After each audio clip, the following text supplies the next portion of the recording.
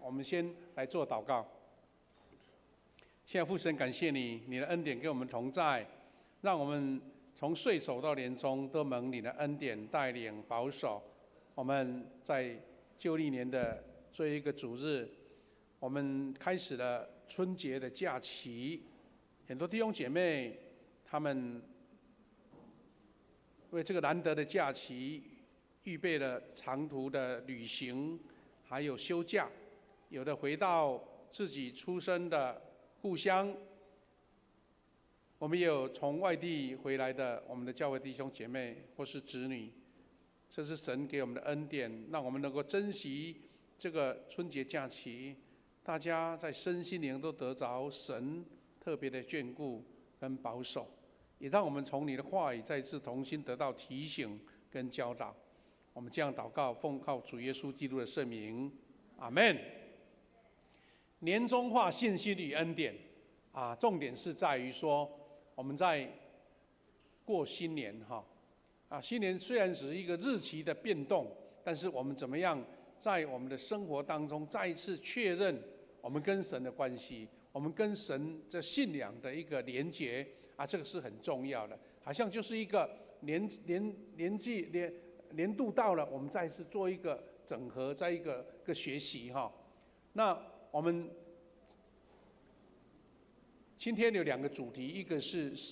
经文《申命记》的39到40节。这段经文呢，是摩西在交代以色列百姓他们要进入迦南地所做的提醒。因为他们从埃及出来，出埃及的时候，那边有他们埃及的神明偶像，他们离开这个埃及不是为了只是求得一个自由的一个生活，他们其实也是要脱离那边文化跟神明那些偶像的辖制。但是他们要进去的迦南地，其实也是另外一个充满着异邦文化或是外地文化的一个捆绑的地方。所以摩西很特别的要求说，你们进到一个新的地方，你们要确信两件事情，就是这段经文所写的。等一下我们会再做一点复习那我们要借由这一个宣告，敬畏神，敬畏天地间唯一的主。我们看见一个马太福音15章所记载一个外邦的妇女，外邦的女性，她们怎样克服自己原先的偶像神明的捆绑，找耶稣。那曾有一个很有趣的对照，以色列人要进去外邦人的文化，摩西交代他们要守诫命，他们要敬畏唯一的上帝。然后这个原先已经在外邦的女子，一个妈妈，她为了她女儿的得医治，她来到主耶稣面前，称呼他说主啊。那这个是很有趣的对比。那我们成为一个基督徒，我们怎么样这两个不同的情境当中去确认我们的信仰？那首先我们看到上帝的恩典跟应许有3个部分，我们可以一起来学习。摩西交代以色列百姓说，要记住，不可遗忘，意思是说要常常纪念，常常纪念，日夜思想，不可遗忘。天地间唯有上主是上帝，天地间唯有上主上帝。那在约书亚记当中也有同样的一段记载，他交代约书亚说，这律法书不可离开你的口，要昼夜思想，使你记住这个律法中所写的一切，你就要凡事顺利，事事亨通。这是同样的领受一种确认跟教导。所以他不只是要敬畏天地间唯一的上帝，敬畏不够，要遵守上帝颁布的法律跟诫命。就是说上帝所颁布的法律诫命不是让你摆着看的。我们春节不是到了吗？我们都会贴了一些很有趣的我刚刚有看到我们这个书法班贴的一个很有趣的磁铁春联平安就是家门福啦孝有可为弟子坚呐，这个很好漂亮。好，这个不是贴一下就解决了，是要遵守的。我们也送了一张我们的小小的春节的那个福音春联。所以摩西提醒说，你们要敬畏唯一的神。第二个，神的诫命跟律法你们要遵守，是借由遵守去体会到神的祝福啊，而不是一个我信了信了就停在那边。好，那我们再看第三个，神怎么样应许呢？说你们有这样的作为，有这样的遵守，自己和子孙必事事顺利，要继续住在上帝所赐永久产业的土地上。所以神给以色列百姓的应许，在迦南地，好像是一个美好之地，流奶与蜜之地，但是不是白白给你，而是因为你遵守了神的命令诫命，还有你敬畏唯一的神，你才是确认这个土地是你永久居住的，而且是事事顺利。弟兄姐妹，我们可能看到第一句话说，要记住不可遗忘，天地间唯一的主是上帝，感觉是就是一个宣告很清楚。我们常常在念那个使徒信经也一样我们在读那个上帝10条诫也一样要敬畏上帝。但是其实我们如果在生活上特别提醒的是，其实我们心中常常口头上敬畏上帝，但是其实在我们内心，在我们的生命过程当中，常常有偶像会出现，常常有另外一个会代替上帝出现。我们前2个礼拜我还有我们的瑞平牧师，我们去后甲教会上了2个礼拜从早上9点到下午5点半的课程。那这个是一个城市教会复兴的一个特别的就是一个特别的研习会。那当中有一个主题在告诉我们说，你心中的偶像是什么？它是针对牧师针对传道人讲的其实我们人生在很多时刻，上帝归上帝，但是偶像还是在我内心。比如说，你把你的事业摆在第一；比如说，你把人生的成就看得比上帝重要。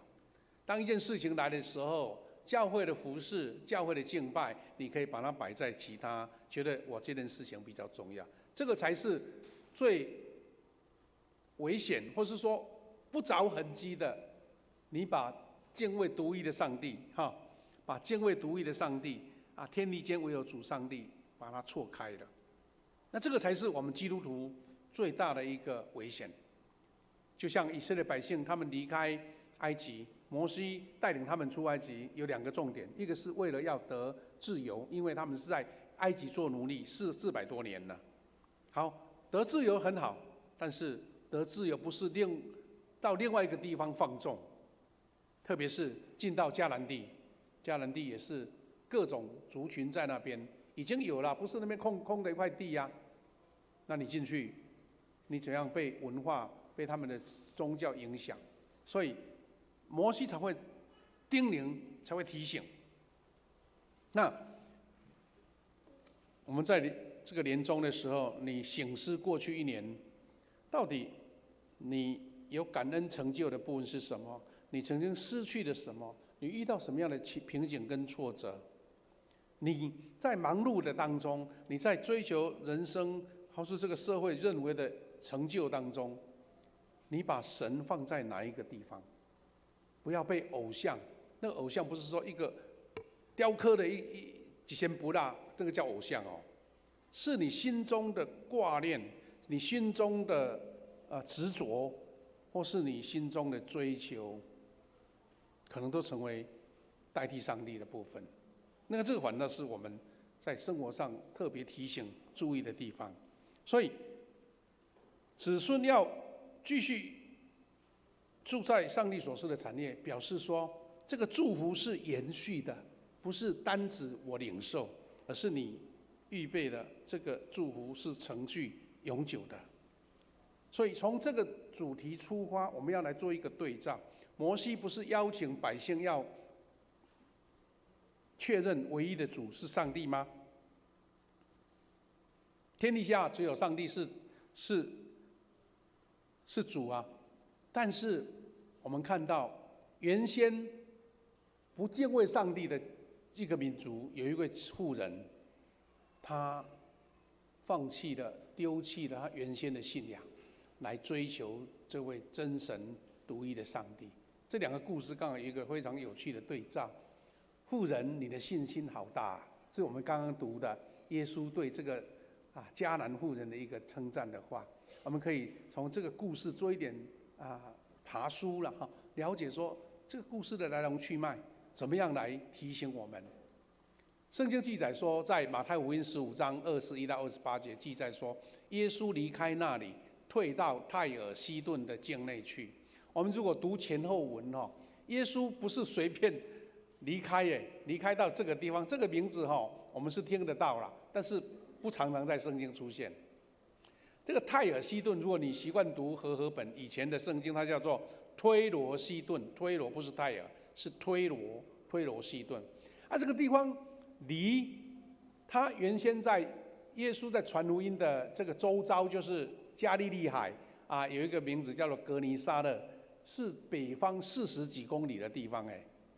就像我们从这边出发最近不是发生地震的地方吗？那边南溪、玉井，还有大内，大概就这样30-40公里，他们是用走的。那个地方不是犹太人传统文化的区域，是外邦人居住的地方。那耶稣为什么突然间离开，然后遇到这个妇人？那个其中有很多奥妙的事情呢。那这个地方明明是外邦人，那现在有一位外邦人来找耶稣，那到底耶稣去那边干嘛？这个妇人又来找他。圣经记载说，这一个地方就是我们看这个简单的图加利利海大概就是在现在的以色列的已经是北方了。那推罗西顿这个是旧名啦，泰尔西顿是在地中海沿边的2个城市那2个城市不是犹太人他们传统居住的地方，是一些外邦人或是犹太人不相往来的这些族群。不过你不要认为说既然以犹太人为思考，那边就是很落后或是偏乡，不是推罗西顿在当时因为靠海嘛，所以是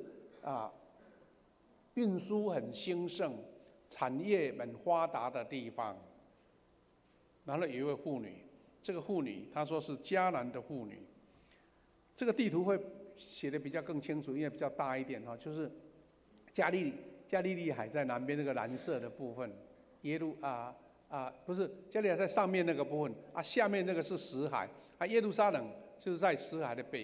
西北边，然后撒玛利亚就是传统也是犹太人跟不相往来的地方，然后再往北部啦，有一个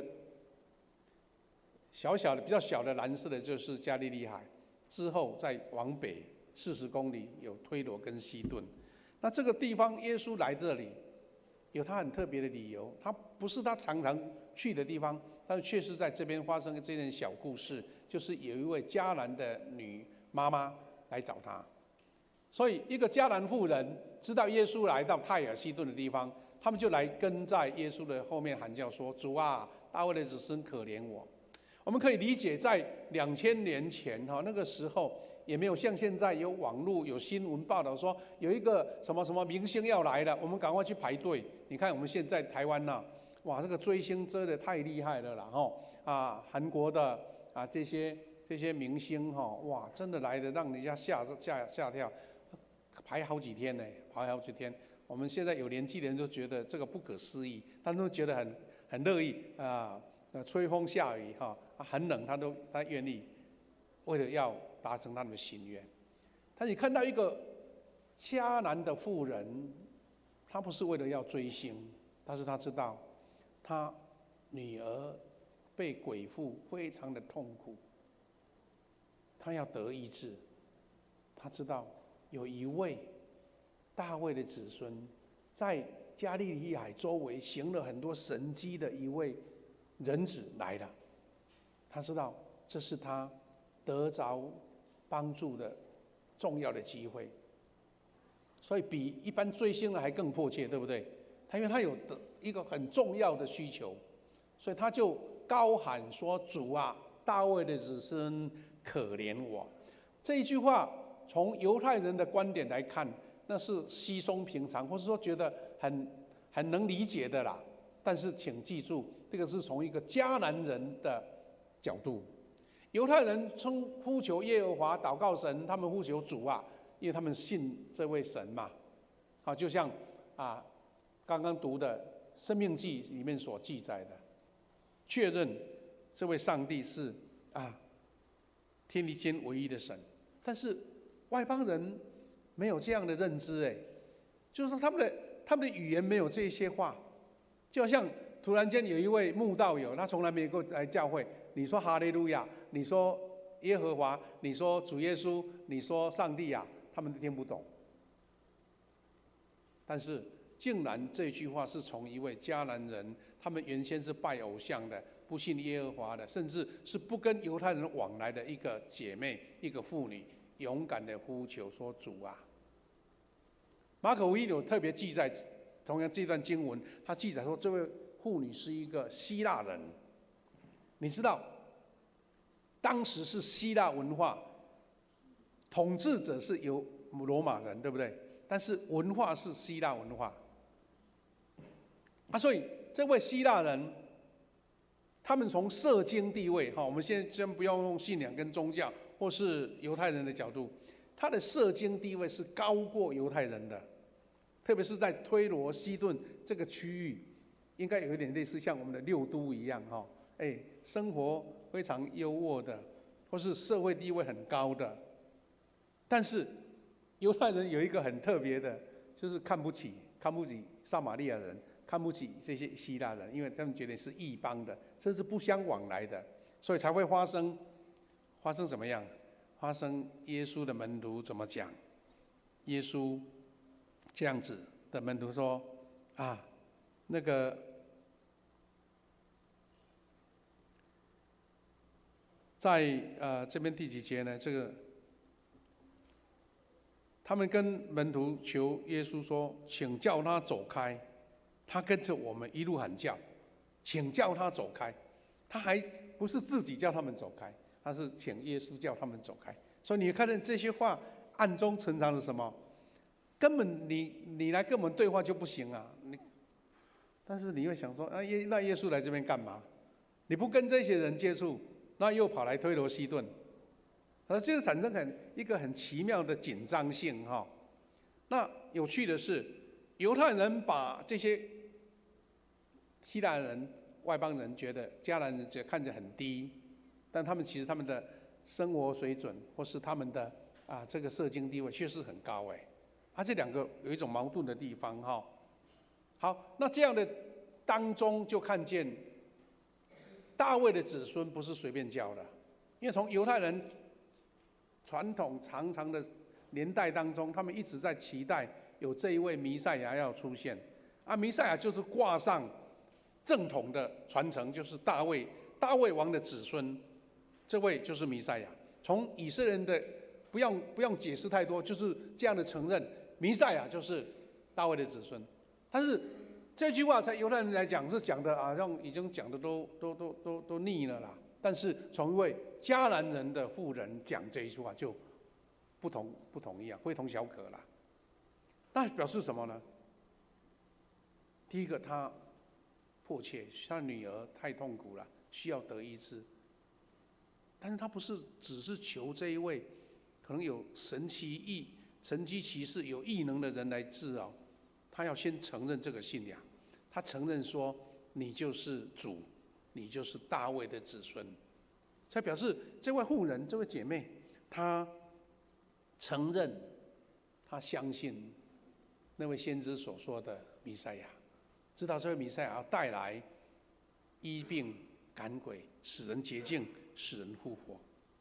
所以弟兄姐妹，迦南妇人的信心跟恩典就是她因为女儿被鬼附了，很痛苦，她觉得能够突破的，好像就在黑暗中看见一个光明，就是主耶稣，他有这个能力。但是我们看到他这样的求助，从我们外边来看，哇，他找对人，对不对？哇，他有救了。但是其中还要经过很多考验呢，特别是在对话当中很有趣。耶稣在跟他对话当中有2个段落，我们看起来很不可思议。很多圣经学者也讲说，耶稣为什么会讲这种话？你要么就给他医治啊，不要就闪开了，反正你们不同族群嘛。但耶稣又讲这些话，在挑战这位妇女。那当然，有些学者在研究说这些话到底怎么来的？为什么会耶稣讲这话，好像很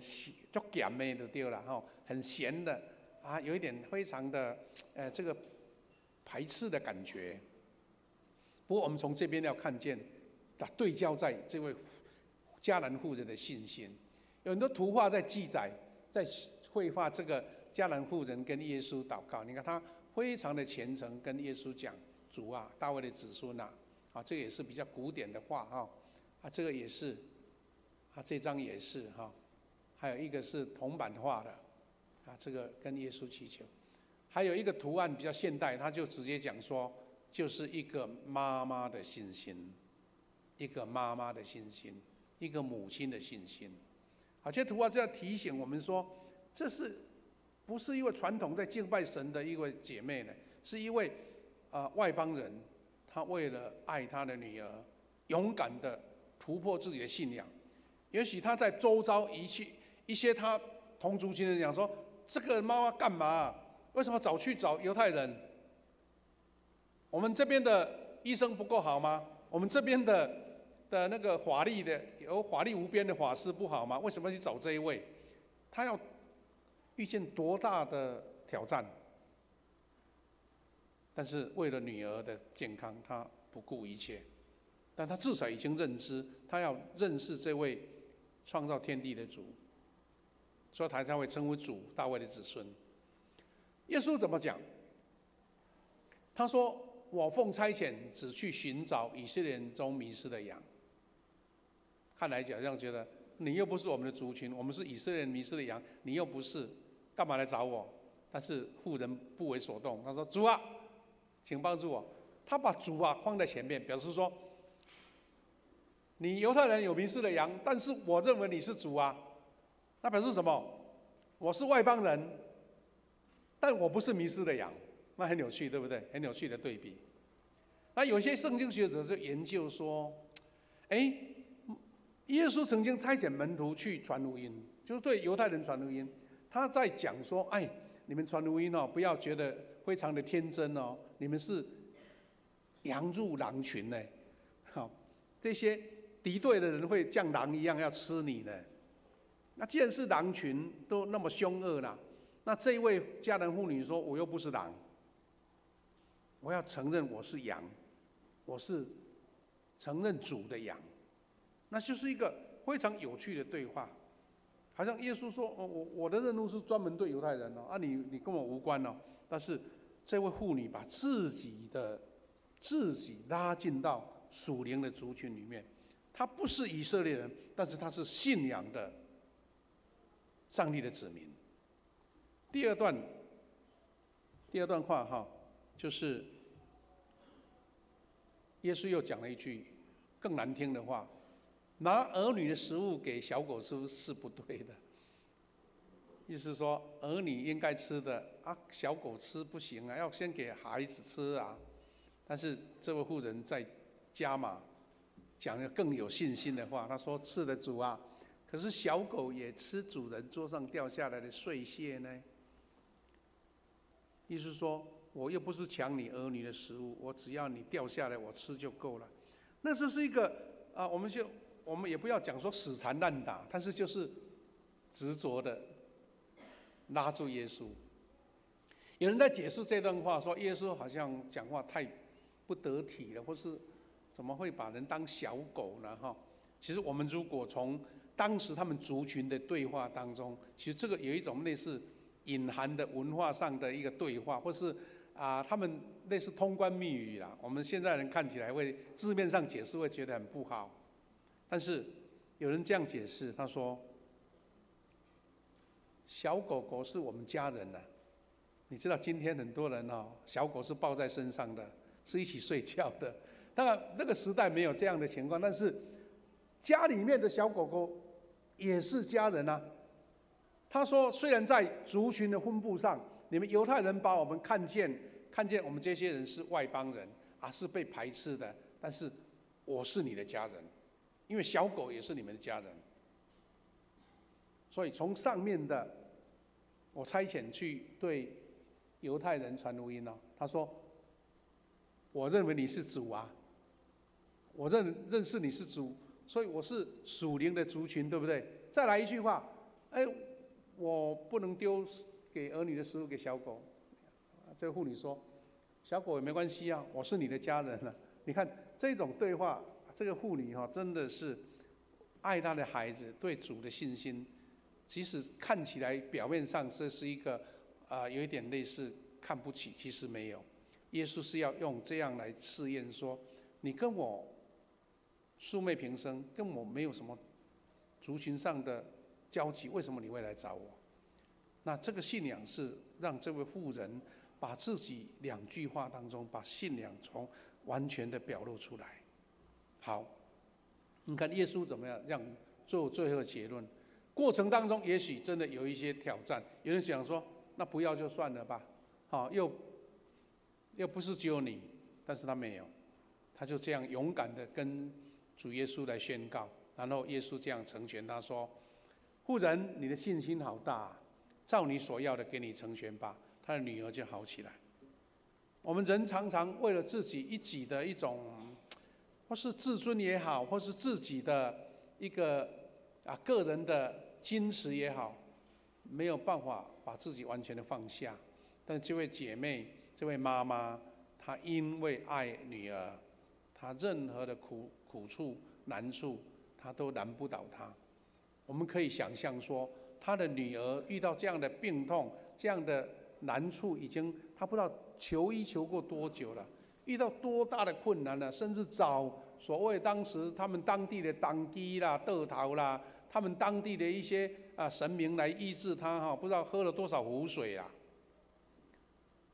我们从我们的角度来讲，但是她因为坚信耶稣给她成全，所以你注意耶稣常常都称赞外邦人呢。你看撒玛利亚的妇人好撒玛利亚人，然后又称呼这位迦南妇人是你的信心好大。耶稣好像这样讲，好像觉得犹太人都一无是处，只有这些外邦人好。其实耶稣有很深的意念，就是说，神的百姓已经要打破这个族群的观念。耶稣的门徒还一直守住这一个传统的律法嘛，对不对？你看，连保罗要去传福音的时候，都还碰到那么多。然后你们传福音怎么传给外邦人呢？我们犹太人呢，我们是属神的百姓啊，外邦人呢，没有受割礼不算啊，都还在争执那何况在耶稣那个时代？但是耶稣就是借由这些对话，借由他的所行的神迹，借由他的本身的教导，然后先把这个族群的观念突破掉了。感谢主，我们也看到另外一个让我们感动的事情，弟兄姐妹，我们中保代祷有一个非常重要的理念，或者说我们一个重要的宗旨，就是为别人祷告。你知道，每一位进到祷告室的弟兄姐妹，他们可能有自己有灵修，有先自我的跟神的祷告，他们是最重要的责任，就是借由代祷卡为别人祷告。今天我们看到耶稣在医治别人的过程当中，有这样很特别的特质，就是有人为了身边他所爱的人或是儿女，来勇敢的向耶稣祈求了，勇敢的向耶稣祈求。这位妇女遇到了门徒对他的一个算是很不客气吧，对不对？要把他赶走。耶稣其实还碰到很多他们为了自己所爱的人来跟耶稣祈求的事。所以中保代祷这样的精神就是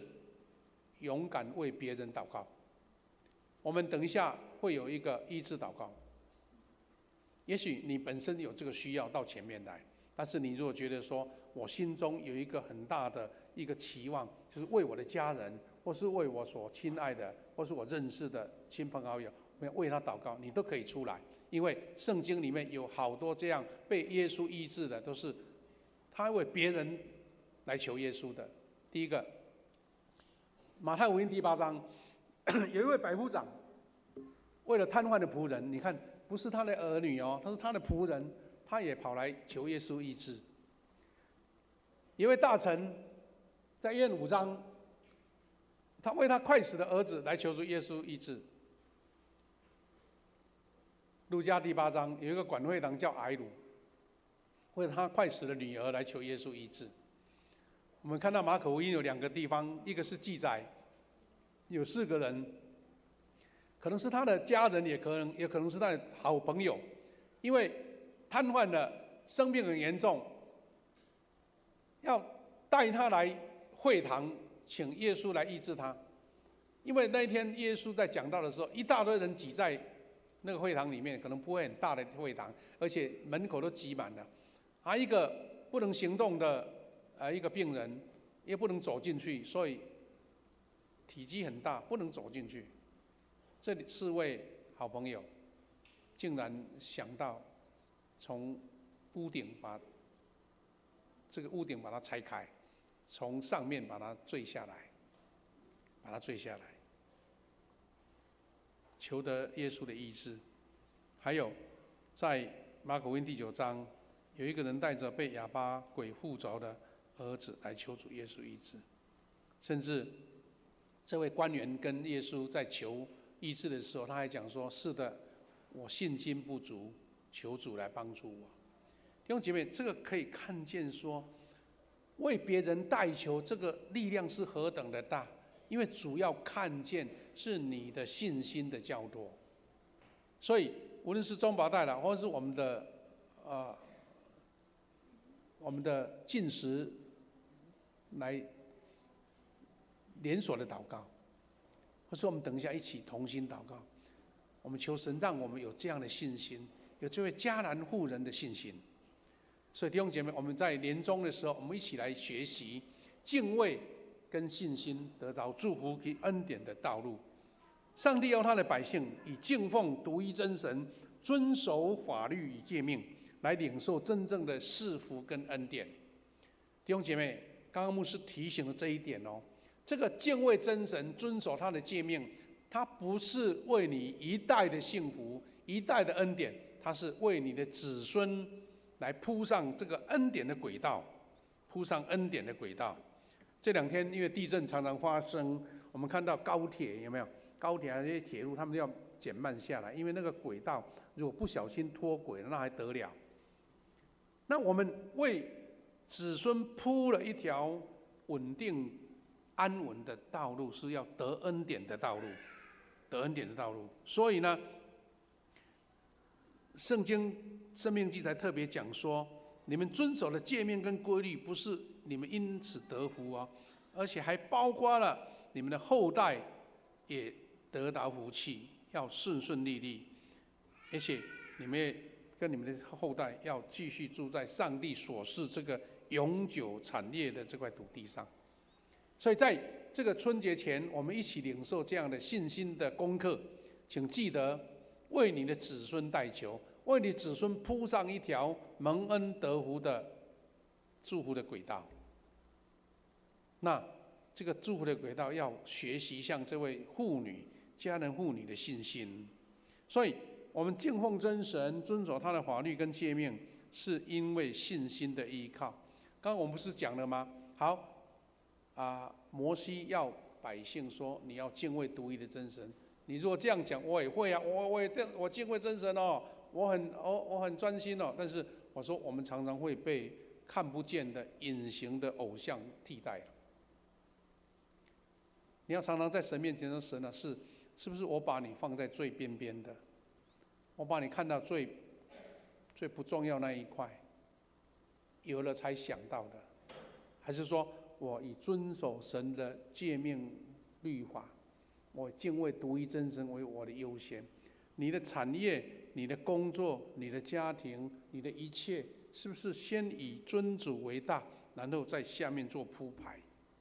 这是我们从这位迦南妇人的一个对照，产生一个非常有很强烈的一个印象。以色列百姓本来是属于神的，他们有可能常常离开神。这位妇女，她原来不属于神的，是敬拜偶像的，但是为了她的女儿的健康，她勇敢的宣告耶稣是主，大卫的子孙。那是何等有趣的对照！迦南妇人的谦卑，他这样讲：是的，主啊，可是小狗也吃主人桌上掉下来的碎屑。他不是为了小小的一个自尊，然后就把这个恩典舍去掉了。小狗，现在我们可能家里面呢，小狗吃最好。反正前天听到一个同样是牧师的同学，他说他家的一只小狗哈，因为可能年纪大了，就跑去看医生。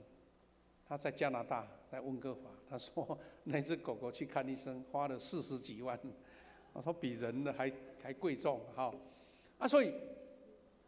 小狗也吃主人桌上掉下来的碎屑哈，那是恩典，对不对？那今天我们把小狗狗看成是最重要的家人呐，那更何况我们是神所爱的儿女，你有没有掌握到这个？你是要吃儿女的食物不是小狗耶稣他要把这个儿女的食物给我们，但是我们把它掉出去了，让外邦的小狗狗吃。那你不是觉得最好的恩典你没有领受到吗？感谢主，我们看这个迦南妇人有三个很重大的学习她的信心。第一个，她克服不利的条件，